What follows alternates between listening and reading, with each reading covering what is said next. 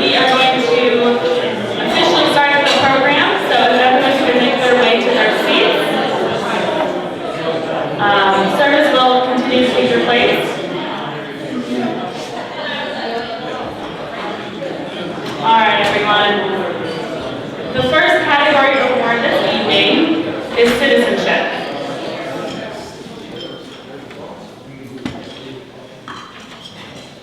This year, we are happy to share that we have 2 award recipients this year. This award is presented to an alumni who has made a significant impact on the welfare of his or her community through service and leadership. Alumni recipients in this category have also demonstrated a commitment to the integrity, concern for justice, and service to others. I would like to now introduce Amina Darpel to the podium.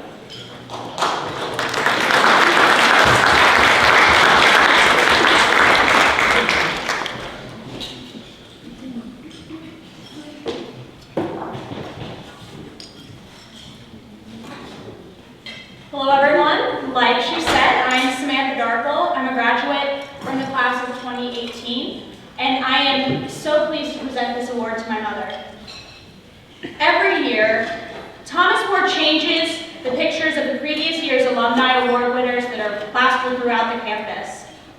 The future of our world has changed because of these alumni, and I always found the awards daunting and unattainable.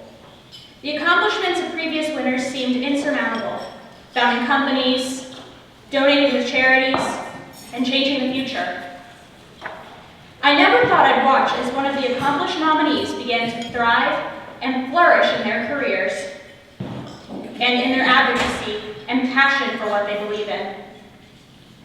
Over the last 10 years, I've had the pleasure of watching this year's winner of the Citizenship Award as they did just that.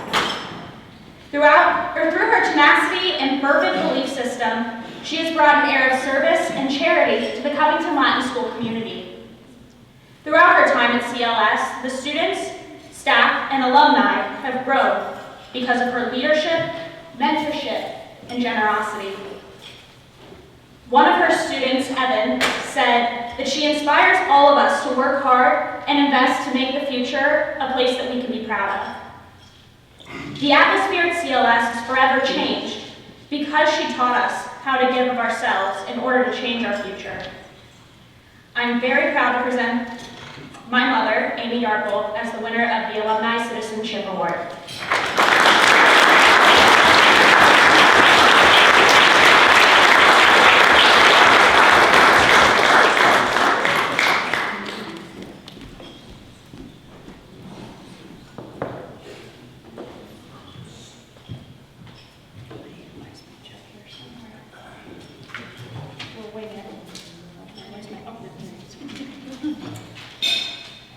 So as an organizer of these types of events at Latin School, I know that brevity is the key to their success, so I'm going to do the best I can for that.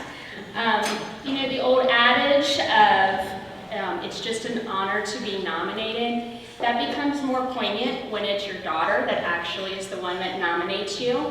She's also a fellow alumna and a coworker, and I get the privilege of taking my daughter to work every day. That's pretty cool. I'd like to thank Dr. Chillo and Dr. Reynolds for this wonderful award. I'm truly honored to be among the rest of our honorees tonight. Thomas More was the perfect home for me. Professors like Dr. Bain, Father Kettler, Ray Abear, and Dr. Penn prepared me not only academically, but gave me the confidence to take on leadership roles that I've used throughout my entire career, most notably at Covington Latin School. I am truly honored and proud to be an alum and call Thomas More University my alma mater. Thank you.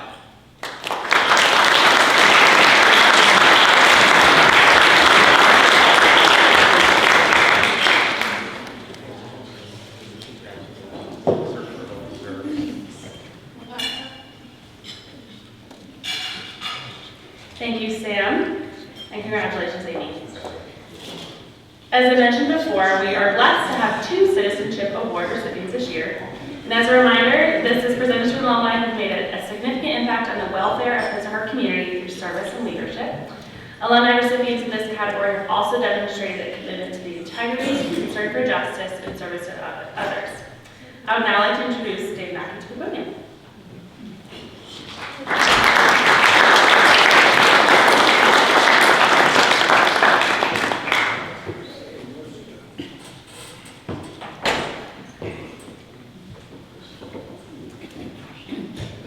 Thank you, Bailey. I was beginning to wonder who this guy was, because this guy doesn't have a beard. The picture that was earlier had a beard, and he doesn't have a beard tonight, so I don't know who I'm presenting. I had this speech prepared in 42 pages, and I went to print it out, and it was all blank sheets of paper. So I had to throw the 42 pages away. So, I stand before you today to present to you a person, and a very good friend of mine for the Thomas More Alumni Citizenship Award, Mr. Chris Sapp. The Citizenship Award is presented to an alum who made a significant impact on the welfare of his or her community through leadership and service. Nominees should exhibit a strong commitment to integrity, concern for justice, and service to others, for which our spiritual patron and namesake, St. Thomas More, is so justly remembered. It is my great pleasure to present Mr. Chris Sapp for this award. Chris is a 1995 graduate of Thomas More College, now University. He joined the local chapter of Alpha Delta Gamma, national fraternity here at Thomas More, which is where I crossed paths with Chris. He served several offices, culminating in chapter president in 1994-95.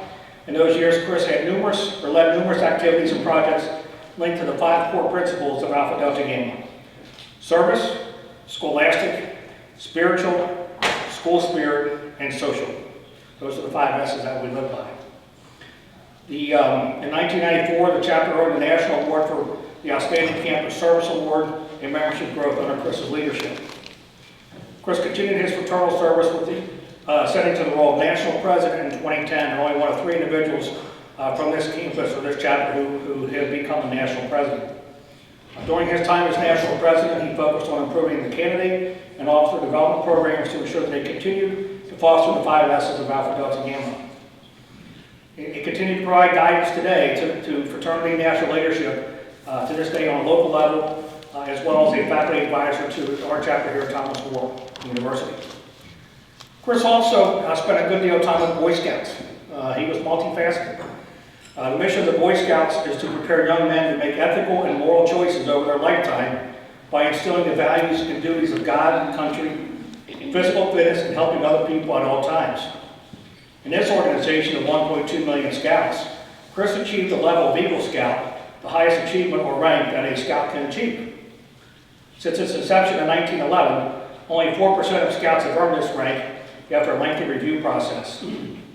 The Eagle Scout rank has been earned by over 2.5 million youth, and requirements include earning at least 21 merit badges and completing an extensive service project that the Scout plans, organizes, leads, and manages.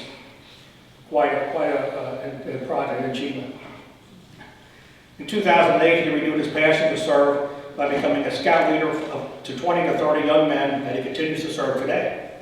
Chris has led a number of activities such as summer camps, Campbell County Cash for Trash Day, flag placement, and retirement ceremonies, and Washington, D.C. tours, as well as physical fitness challenges. He has obtained the role of Commissioner of the Northern Kentucky District, and was awarded the District Award of Merit in 2017. Chris truly lives the Scout Oath. On my honor, I will do my best to do my duty to God and my country, and to obey the Scout law, to help other people at all times, to keep myself physically strong, mentally awake, and morally straight. Professionally, Chris currently serves as he was the finance manager and assistant treasurer for Campbell County Fiscal Court for over 23 years, and most recently he joined the staff here at Thomas More University as assistant bursar. He is a devoted husband to his wife Vicki of over 24 years and father to his son Tony. Please join with me in recognizing with the Thomas More University Alumni Association Citizenship Award for 2022, my good friend and brother, Mr. Chris Sapp.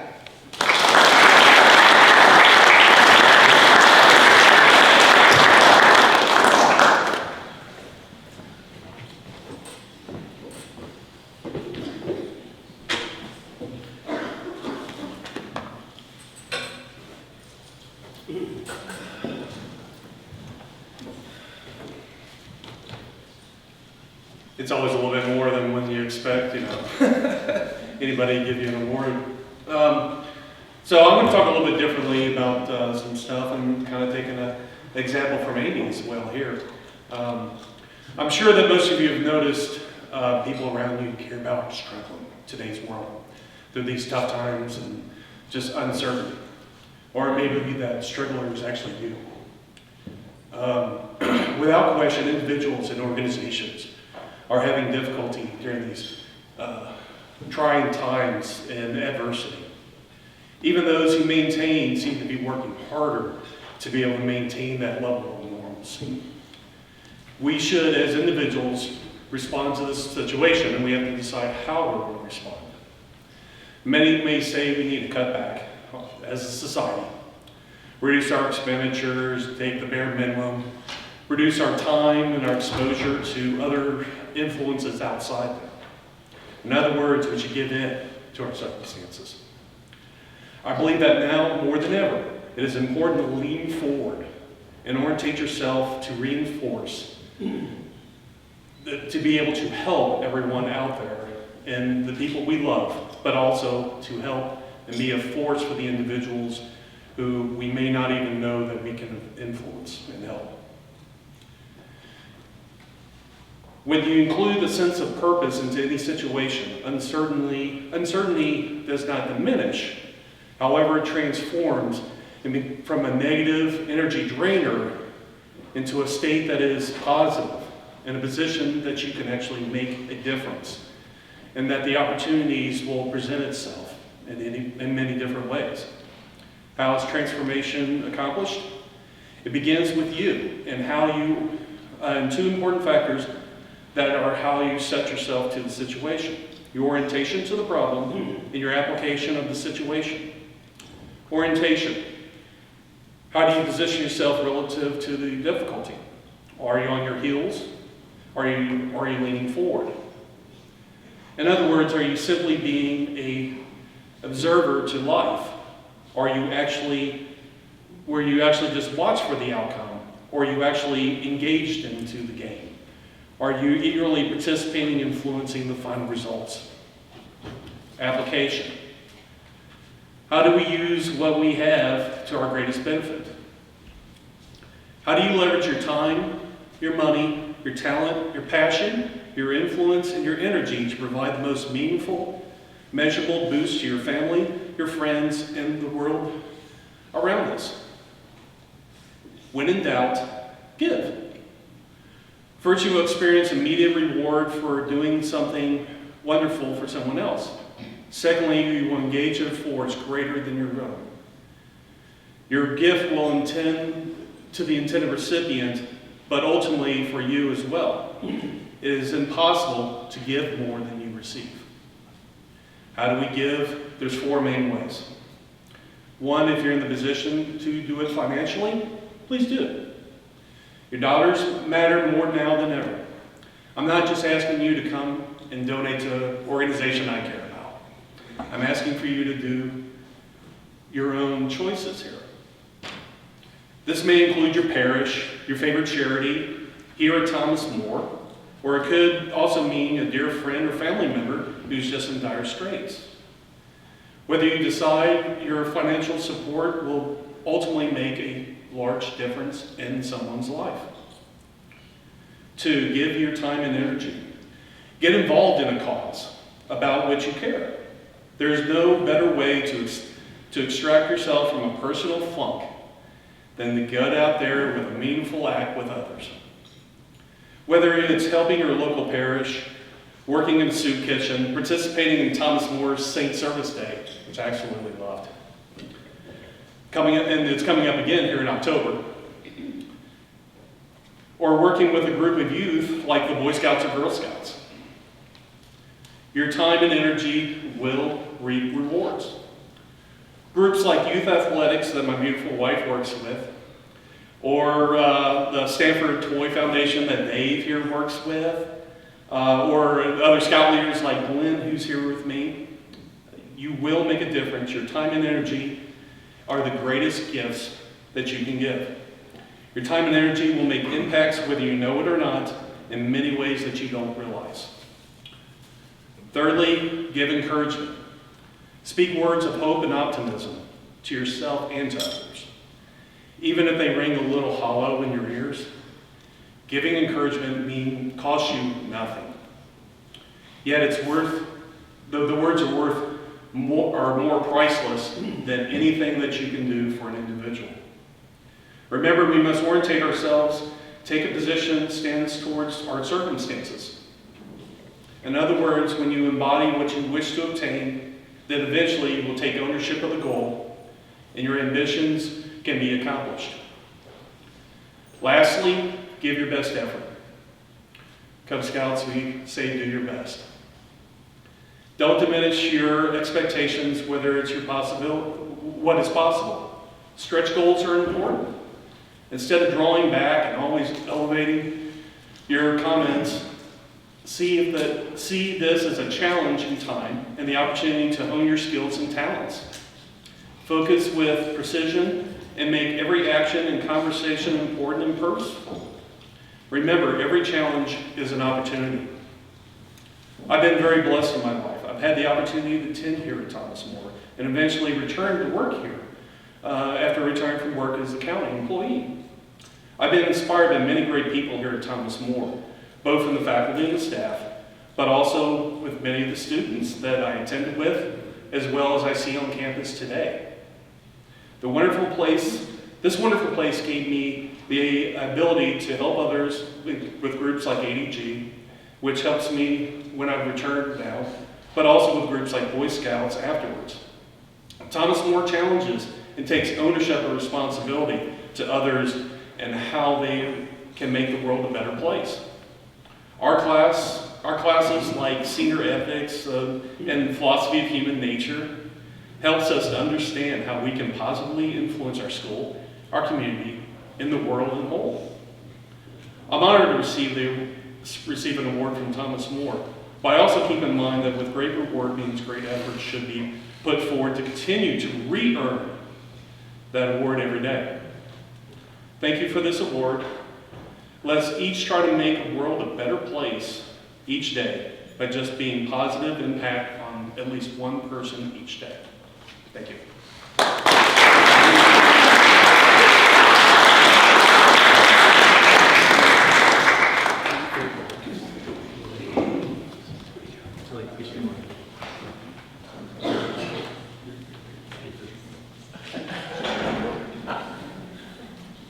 Thank you, Dave, and congratulations, Chris. The next category to be presented this evening is Professional Achievement. This award is presented to alumni whose careers have reached a level of excellence in their respective fields of endeavor and is recognized as such by peers and other knowledgeable contacts. I would now like to introduce Dr. Eifert to the podium.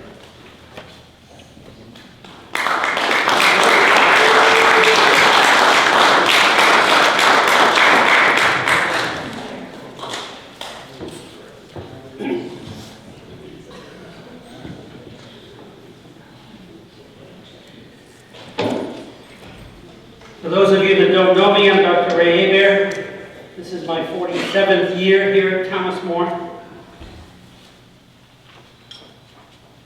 The first of those lives I've lived at Thomas More was as a history professor. And it's in that role that I'm now up here because I nominated Joe Schreiber for the Professional Achievement Award. It was an easy one for me to make.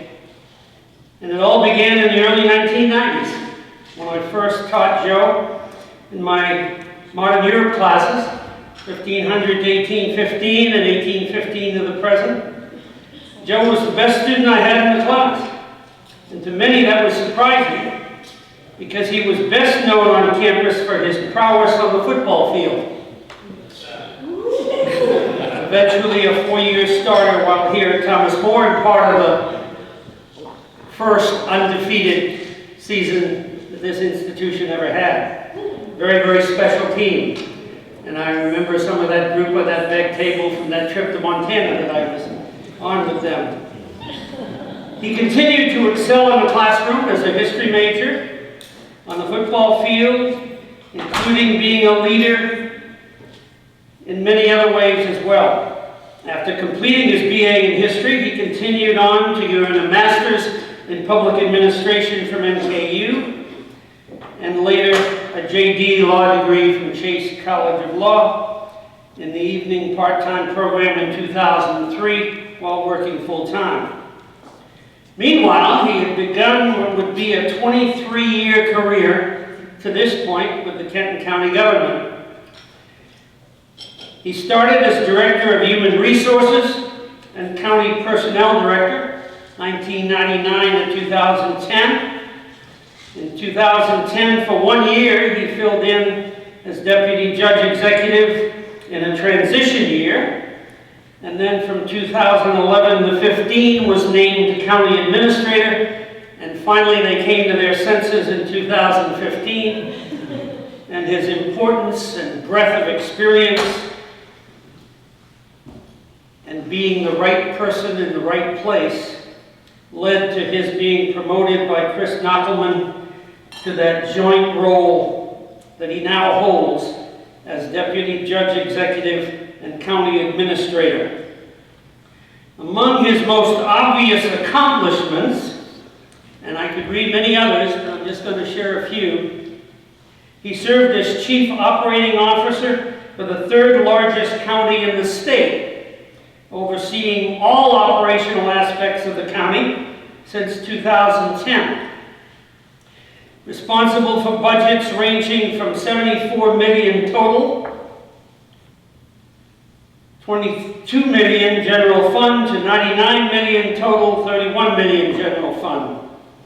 He assisted in the construction of a new $40 million detention center between 2007 and 2010.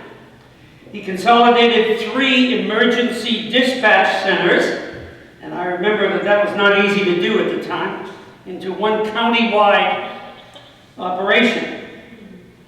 He served as the county's liaison and primary contact for the construction of what is now the new $30 million government campus in Covington. It's been there since 2016, and if you haven't seen it, it really is a remarkable building. At one time, it had been a brewery, and what they were able to do to turn it into a government building is actually pretty remarkable. He coordinated and served as the lead on the broadband expansion project with Cincinnati Bell, bringing fiber to the premise of all areas of the county in 2021 to 2023. He was named in the midst of all of that twice as the Northern Kentucky City County Management Association Manager of the Year, 2012 and 2017. In closing, what I would like to emphasize is how much talent and potential I could see in Joe in the 1990s when I was serving as the Vice President for Academic Affairs and Dean of the college. His priorities as a student athlete were always student first. They were in the right place. And as the talented employee and family man, they always remained in the right place, in the right order. My favorite story from Joe touches on what matters most to Joe. When asked about his greatest achievement or accomplishment, he still says, and said then, that it was when he was getting his classmate at TMC and love of his life, then as now, Rhonda Barton, to marry him after their graduation in 1994. That's my kind of man. Some of you that know me have said that one of the blessings of my life is that I married up.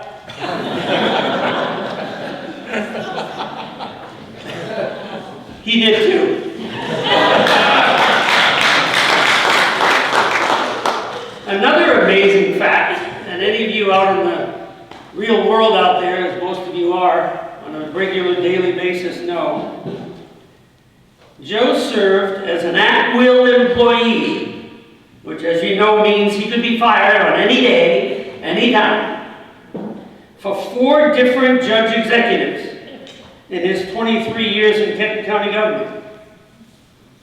That's amazing. In politics today, Joe Schreiber is fully deserving of this recognition, as few have been before.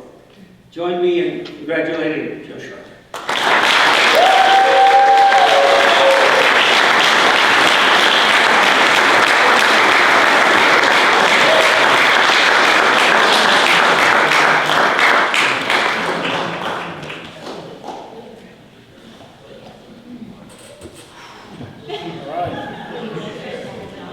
Okay, Amy, Rhonda, and everybody else, I'm not going to be brief, because I didn't write my speech. We're just going to go with it, okay?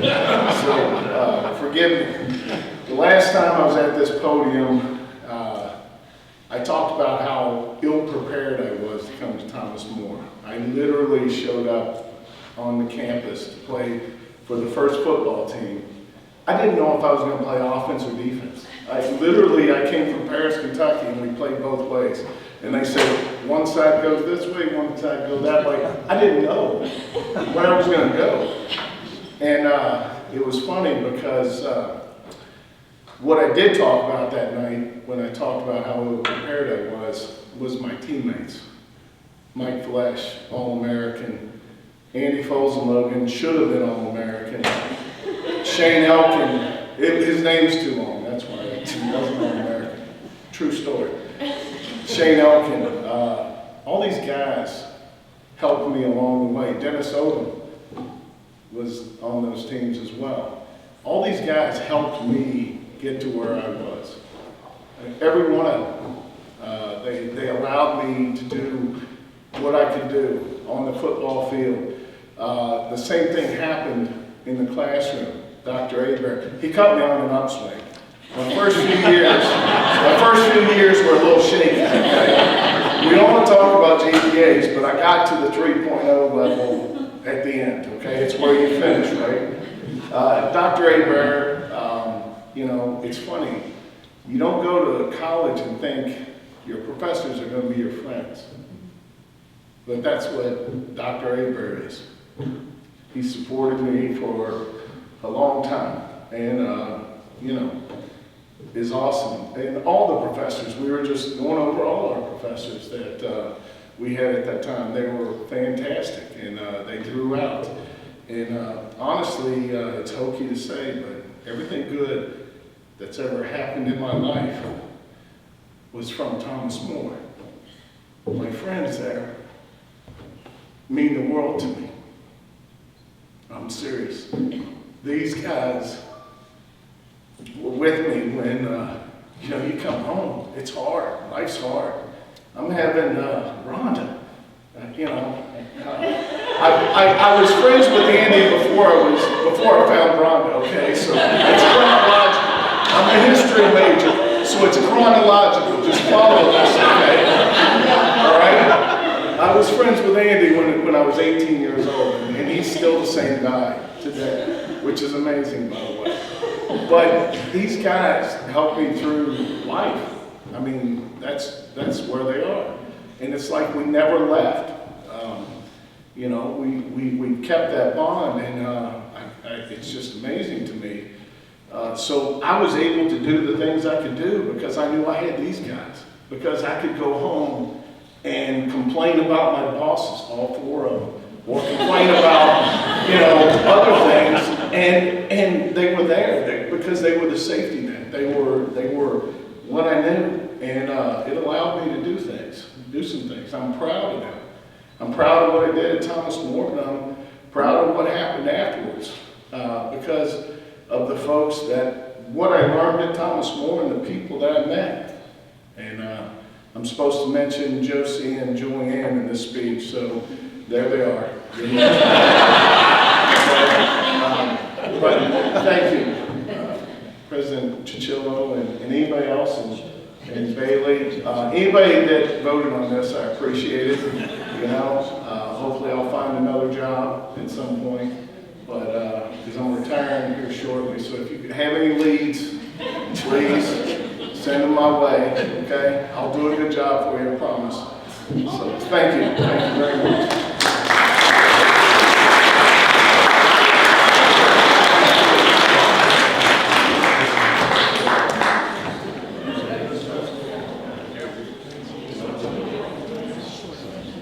Thank you, Dr. Adair. Congratulations, Joe.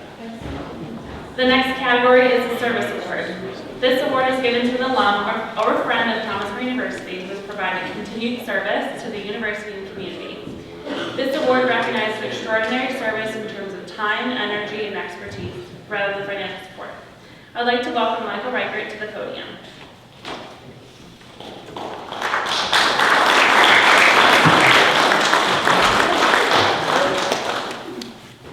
I was in waiting. Well, like Joe, I did not prepare a speech either.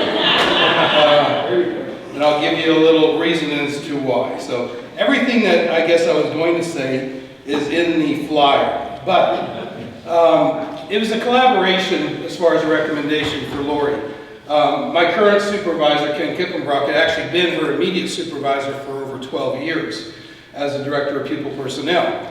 I have now taken over that position this year in Covington Independent Schools, and I am now a current supervisor. So Ken, unfortunately, could not make it. Daddy-daughter dance with 15 kids at the house. So I said, I graciously said, yes, absolutely. Lori kept coming to my office. Are you sure? Are you sure? You don't have to. You don't have to come. I'm like, Lori, I'm coming. I said, I want to support you. I said, you're amazing, and we're going to go ahead and get through this together. So, okay. So I'm Mike Riker. I'm currently Director of Pupil Personnel for Covington Independent Schools. I've been in education for 23 years from various alternative programs, probably 5 different school systems, rural to Boone County, third largest district in the state, to now Covington Independent Schools for the last 5 years. For 4 years, I was the Director of Behavior that oversaw the, DOJ agreement that we had going on. I knew Lori during this time. I worked with Lori. When Ken and Alvin approached me about the DPP position, I was excited about it. I was excited about it in a lot of ways because of the staff I would inherit, that being Lori, being on that team. I worked with Lori. I knew the passion that Lori had for her job. I knew the passion that she has for kids, the community, and just overall what she does for our district. I've even said this several times to Lori as she's coming to my office. I said, look, if you leave me, I will go to the superintendent and tell him we need about 2 or 3 more people to fill your position. That's the amount of work that this lady does for us. Weekends, nights, calls from people. It even says in here 680 students that she currently supports through the McKinney-Vento Act of homeless. I think we're up to 750 now since this has been written. It's incredible what we're dealing with right now over the last 3-4 years, and it's a heavy burden on all of our districts, but Covington especially. And I'm proud to have Lori there as my go-to person. Anytime Lori comes, well, are you okay? Can I do? I'm like, Lori, I trust you 100%. Do what you have to do. I've got your back. That's how I feel that Lori's done this for over 18 years as an educator in Covington schools, overseeing these programs, overseeing all of the different things that she's done for families. And like I say, she's an incredible employee and mentor to students. As she said, she got her degree later in life. It was 2015 is when you got your degree. And she tells students all the time, no matter what, you lose your home, you lose your car, you lose everything, get your degree. You'll always have your degree. You'll always have that to fall back on. You'll always have that to be able to move yourself forward and hopefully put yourself in a better position. So those are one of the things that she mirrors out to all of her families and the students that she works with on day. But I'm going to go ahead and highlight a few things here, though. Since 2006, she was the Class Act Award for Covington Independent Schools. In 2019, she was awarded the Phenomenal Women's Year Award for the homeless students. She's also been District Foster Care Point of Contact, helping over 60 students in academic priority. Let's see here. Post-traditional adult undergraduate student in 2016. Let's see here. There was one there. You've been on several committees. She's been on several committees, chaired several. She's even worked with several, she's been on several different chairs. And then I wanted to highlight this here as well. So she was part of the Enrollment Management Student Affairs Committee, chairman of City of Covington New City Hall Task Force, and school board member of the Holy Cross District High School. She continues to carry the mission of Clay's Kids Tuition Assistance Fund at Holy Cross High School, which is a vision of her deceased husband while he was principal. Lori continues to advocate for students who have no voice or choice of being homeless. Please welcome Lori to the podium. Congratulations. She's an amazing woman. Thank you.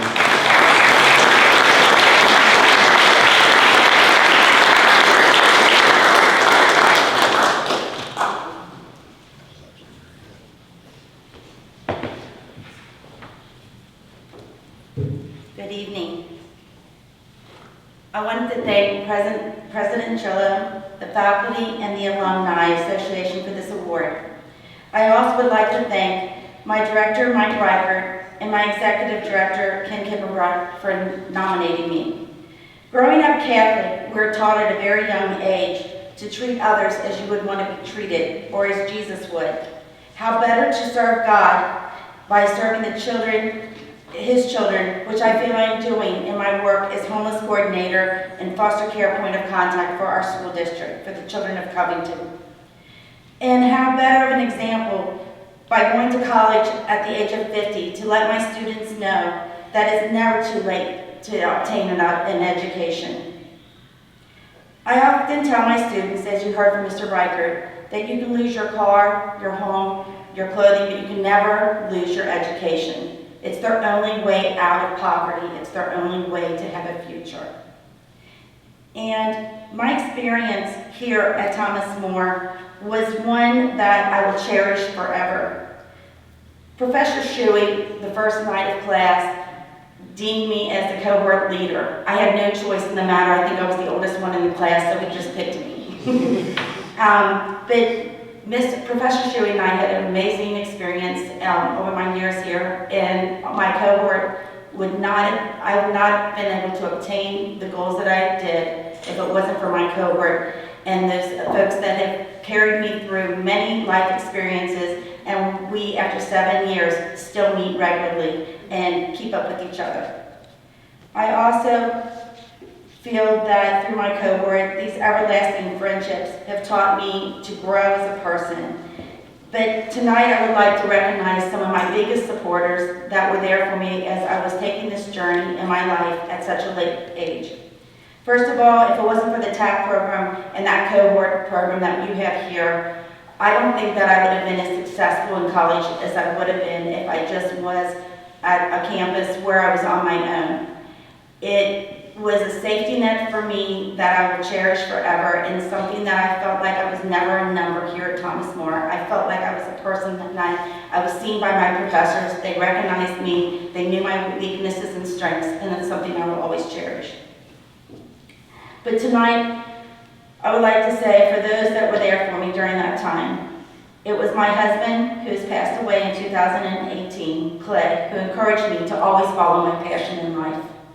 My children, Ashley and Robert, and my cohort, as well as my recent husband, John Knochelmann. They've all provided me the love and support that I need, not only to carry out my education back then, but my job that takes me all over the campus that we have now, as well as serving over, like Mike said, 750 students and 73 foster care kids. And without these individuals, I would not be standing here tonight being recognized for this award. So I want to thank them especially for being there for me. Thank you.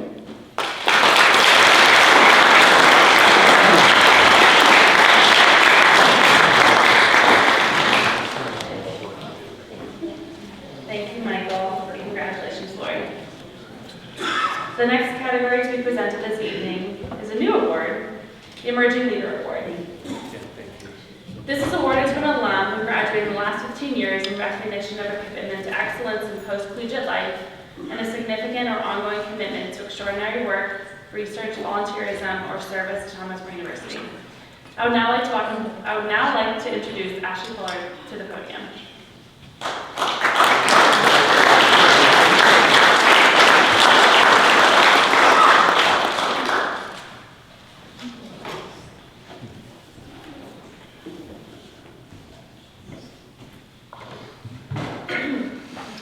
So, I nominated Mary Beth Odom for the Emerging Leader Award because she exhibits what it means to be a saint and a Thomas More alum. She is hardworking, motivated, and caring. She was my classmate, teammate, and remains now one of my closest friends. She is the head softball coach at Beechwood High School and an accountant, earning this position after receiving her accounting degree from Thomas More in 2019. She has grown to become a leader outside of Thomas More in her community and a role model for me and so many others. I am so proud and can't wait to see what else she accomplishes. Congrats, Vinny.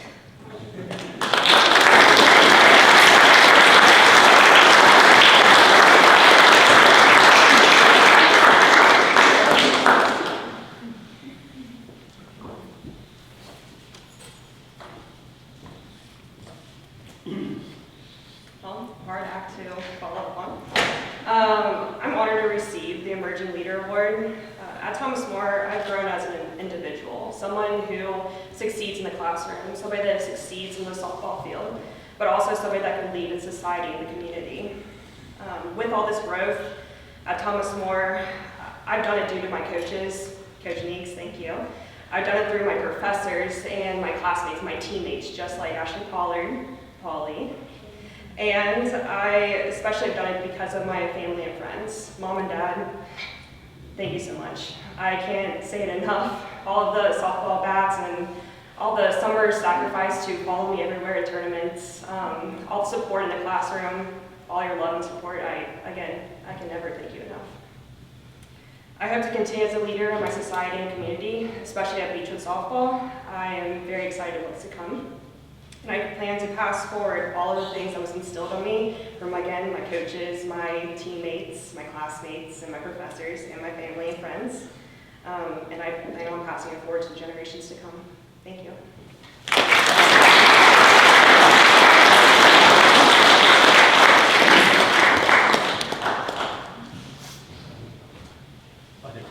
Thank you, Ashley. Congratulations, Mary Beth. The next award presented is for an Affinity Group. This award is dedicated to recognizing a Thomas More University Affinity Group. This group must have been an organized group at Thomas More University. We are pleased to honor and recognize the All Saints Club, formerly known as the Thomas More Boosters. I'd like to introduce and welcome to the podium the Associate Director of Development for Athletics, Tom Brady, to accept the award.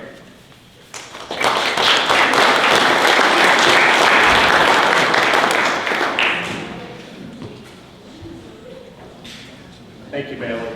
We actually have several members of the All Saints Advisory Board in attendance tonight, so any of those individuals would like to join me on stage and share this award, that would be great. On behalf of the All Saints Club, our advisory board, and our generous contributors, I'd like to thank the Thomas More Alumni Association for this award. The All Saints Club serves as the official fundraising and development arm for Thomas More University Athletics. When Bailey informed me that we were going to receive this award, I was a little surprised. The club is pretty new. We kind of launched it last September. But I can tell you that we're truly honored and committed to building a club that is really going to work hard to support our student athletes and help advance the mission of all of our athletic programs as well as the university. So we're very proud to accept. Athletics plays such a key role in a lot of things that we do at Thomas More University. And although it's not always the most important thing that we do, it's often the most visible thing that we do. And I think it's great that we have so many great programs and so many great student athletes. I think we get reminded on a daily basis and see the success both in the classroom and on the playing fields and the courts and all that takes place. And I think it's just such an exciting time for Thomas More University with the success and with our capital campaign, our pending move to potentially NCAA Division II, it's just such a great time. I think this is a great time for this club to exist and continue to advance our athletic programs.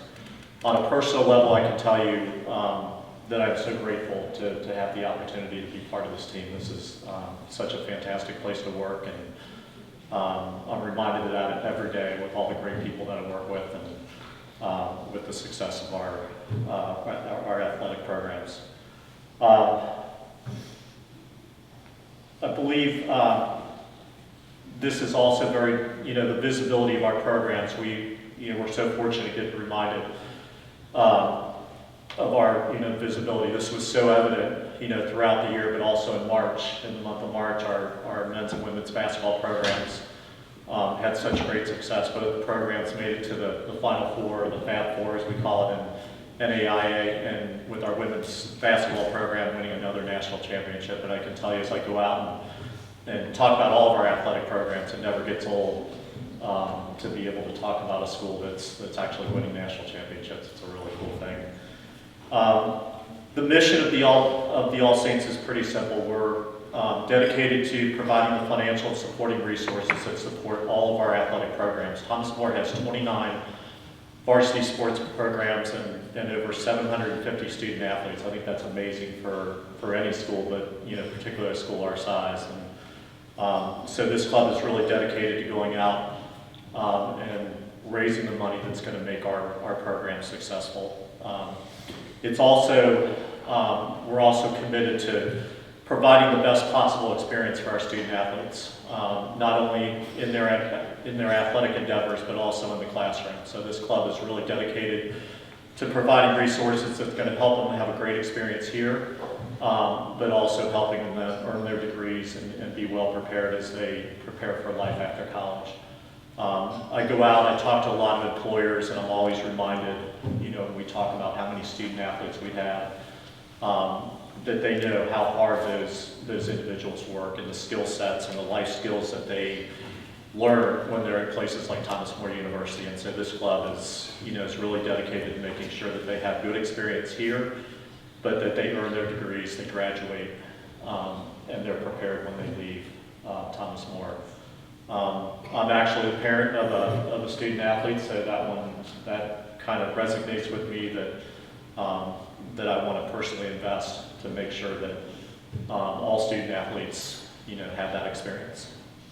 A couple goals that we set, just to kind of talk real briefly about some of the things that we're trying to do. So in addition to some of the things I just mentioned, we're also, the funds that we're generating are going to help our teams on an annual basis, but also prepare for the future. So a lot of the funds that we're raising, part of the campaign, we've got initiatives to build a new softball field. Our new partnership with the Florenshaws is great visibility, a great opportunity for us with Thomas More Stadium now being, kind of recognized, and I think it's like 175,000 cars that pass that daily, so it's really kind of a cool thing. And then also is to engage our alumni and all of our supporters.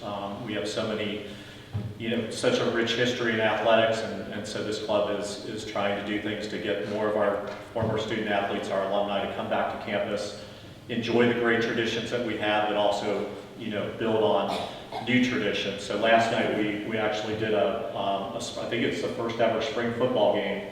If anybody was fortunate to come out and enjoy the great weather last night, I think it was a tremendous success. So we're excited to partner with our coaches and our programs to build new traditions like that. And we certainly encourage you to be part of that. So thank you.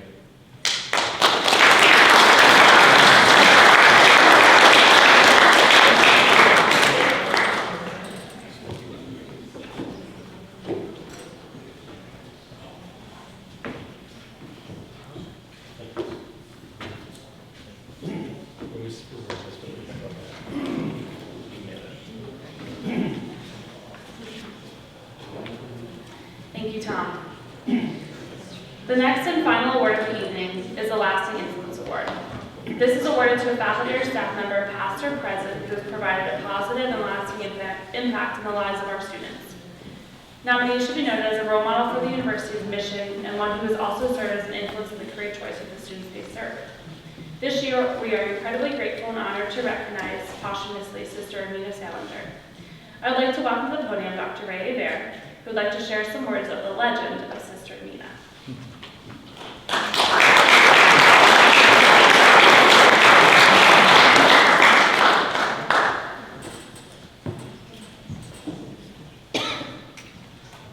I'm back.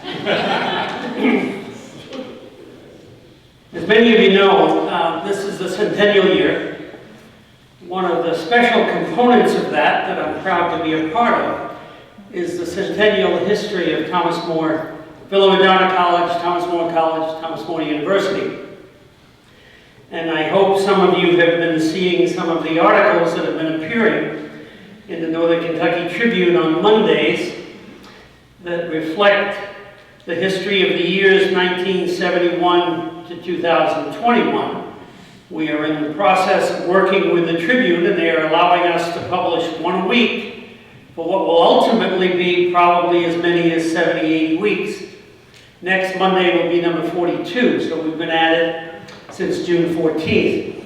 And it's been a very, very nice partnership, and I'm proud to say I've heard from many alums who have been willing to come back and talk to me about articles that we've done about somebody they knew, about a president they knew, or whatever. But it's those first 50 years that we're going to talk about right now. As I began to research those first 50 years, it brought me in touch with a woman named Sister Irmina Saelinger, sister of a Benedictine sister, one of the founding order's most shining lights. I almost feel like I know her now, because I've had such a pleasure not only going through the book that she wrote. Sister Irmina Saelinger was not a historian, she was a registrar, but in that capacity she had a tremendous sense of history, and she put together a history of that first 50 years. And as I began to look through it and work with it, trying to figure out the best way that we could take that first 50 years, instead of rewriting it, what I decided would best reflect her and what she stood for and what she represented was that we've taken 18, 19, 20 topics from that first 50 years, and I'm rewriting those articles with heavy quoting from her.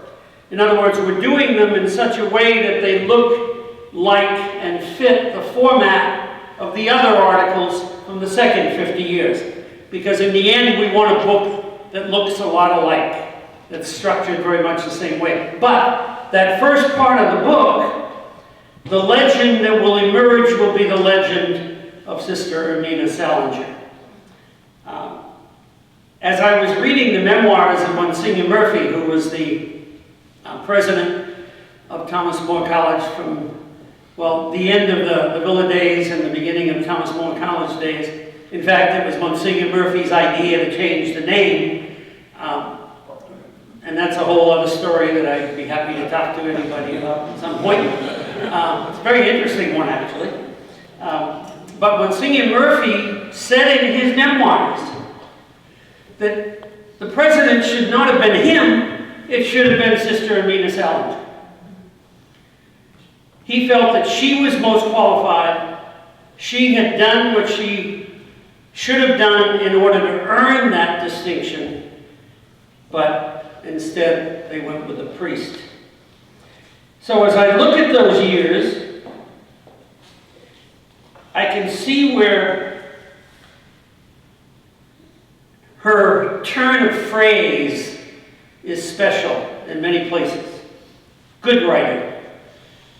She had some very interesting perspectives, some sarcasm in some places, which was nice.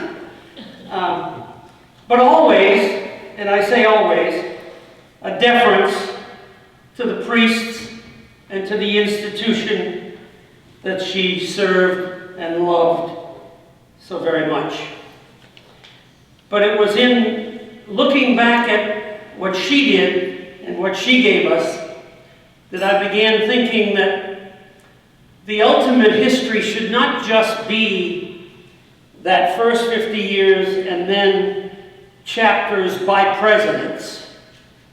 But there needed to be another personal piece.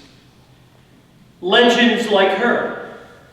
So the final piece of the book, the appendix, if you will be the legends that I've known. I've been here 47 of those 50 years that I'm writing about. So I knew some pretty amazing legends. So as a result of that, we started including among these articles some of the legends, some that many of you know. Father Anthony Dye, Sister Mary Lawrence Buddy in biology, Sister Mary Casimira, also known as Sister Rita Marie, Coach Jim Connor, Darrell Brothers, Sister Mary Philip Trouth and Sister Mary Albert Murphy, George Blair in philosophy, Ron Mellish in theater, Bob Berger in social work, the three male biologists, Fred Humphreys, Bill Volker, and Bill Bryant, etc. So that final piece is the piece that I'm most excited about. And what got me excited about that was Sister Irmina Saelinger, the first legend. So with that, I number one appeal to many of you as you think back on those that were your legends, call me. The only criteria, it was interesting, when I spoke to the Board of Trustees in this very room about this project, one of my former students was on the board and was there, and she said, "Who's writing about you?" And I said, "Well, Casey, the number one criteria is you have to be dead." I'm not there yet, don't rush me. So, what we then started to do is we're writing about departments where we can talk about legends that are still alive within those departments. But, again, with that, and this amazing woman that we're honoring tonight deserves to be honored as one of the greatest legends in the 100 years of Thomas More College, Villa Madonna College, Thomas More College, Thomas More University. So, with that, I think it's the preface to where you want to take it from there.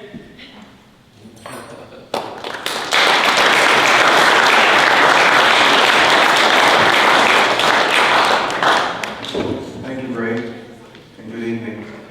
On behalf of the Thomas More community and the Salinger family, I'm very honored to accept this Lasting Influence Award on behalf of Sister Amina. I was going to tell you a few things about her great success at Thomas More Villa Madonna College, but you've done a great job. Thank you. Except I will say that I suspect that she's up there somewhere in her short stature, gazing eyes and gentle smile saying, "You guys have done pretty well going from 12th Street 100 years ago, where the classrooms were made from old apartment buildings in the chemistry lab, from an old abandoned firehouse, to where we are today." Oh, by the way, where tuition was $14 a credit hour, to where we are today. But let me spend 60 seconds telling you another side of Sister Amina, a personal side.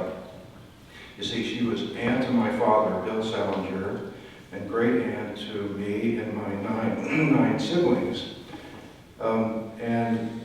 My parents, Bill and Marcella Salinger, every 4 times a year would gather us into an old Chevrolet and drive from a farm where we lived in eastern Campbell County to 12th Street, where we would meet Sister Amina, usually bringing gifts which included farm products or homemade wine. And we would meet her in the lobby where there were comfortable chairs and a cage with a parakeet. Yes, a bird. A bird named Ben, presumably after St. Benedict, that Sister Amina taught to speak. For example, it would say, "Hello, Sister Amina," when she walked into the room. And at the end of the session, or during the session, she would take all of us aside and say, "What are your life plans?" And I can tell you, we got a handle on that, and that was well rehearsed. But just to give you an idea of the ongoing influence she had, not only on the university, the college then, but our family, I'm going to tell you a very short story before I end. And that is, I was a pre-med student in the mid-1960s at 12th Street. And if you know about getting into medical school, you had to get A's in the sciences, but not so much in the other courses. It was one afternoon, I was in Sister Camilla's philosophy class, 3 days after I had gotten a C on the midterm exam. At the end of the class, Sister Camilla handed me an envelope, and the envelope said, for Donald Salinger, opening it and says, please meet me in my registrar's office at 4 o'clock today, signed Sister Amina. So I attended her meeting. She congratulated me for doing well on chemistry, but was not happy that I didn't do so well in philosophy. So this illustrates that she had ongoing care, not only for the university and the college, but for her family. So, thank you, Sister Amina. We will remember you. You will be a lasting influence, not only on the university, but on our family. Thank you.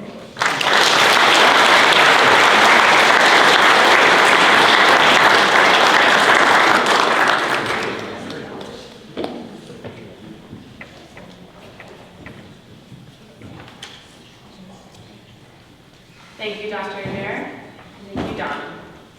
At this time, I'd like to welcome to the podium the President of the Alumni Award, Joe Durrett, for final remarks.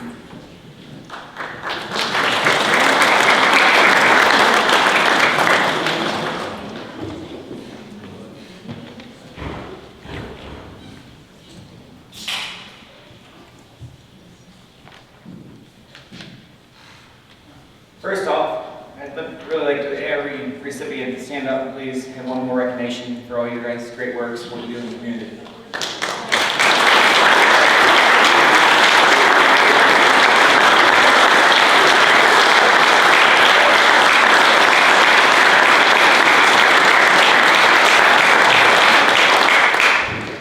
So when I joined the Alumni Board, I look back at everybody that got awarded tonight and think how exciting it is that Thomas More University gives back so much to the Northern community and really at large to show how much we can do to make this university a success. Many in our community know that Thomas More graduates excel far beyond their careers and service than other communities. So it's really a special place for us to be.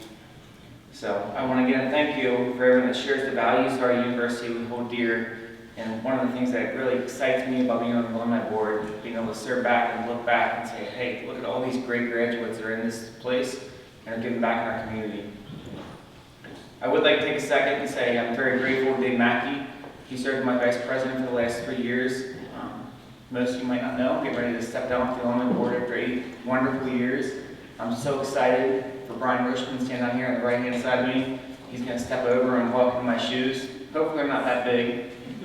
COVID shrunk them a little bit. We had great ambitions, but where the Alumni Board is going to continue to take the alumni and push them out in our community and bring them back into the university is so exciting.